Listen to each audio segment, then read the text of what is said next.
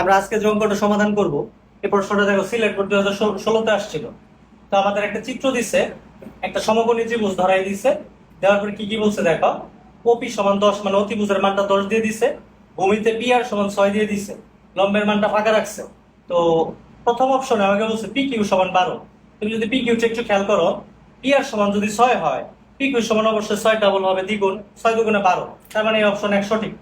ও আর সমান দিছে 8, ও আর লম্ব, তাহলে ওর তো আমাকে বাইর করতে হবে।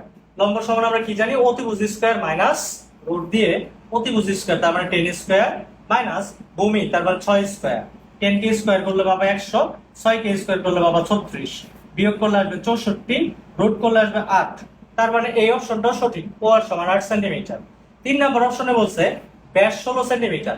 তুমি একটু খেয়াল করো, ওপি হচ্ছে তোমার ব্যাসার্ধ, ব্যাসার্ধ হচ্ছে 10 সেন্টিমিটার। আমরা কি জানি ব্যাসার্ধের দ্বিগুণ 10 এর সাথে 2 গুণ করলে আসবে 20 সেন্টিমিটার।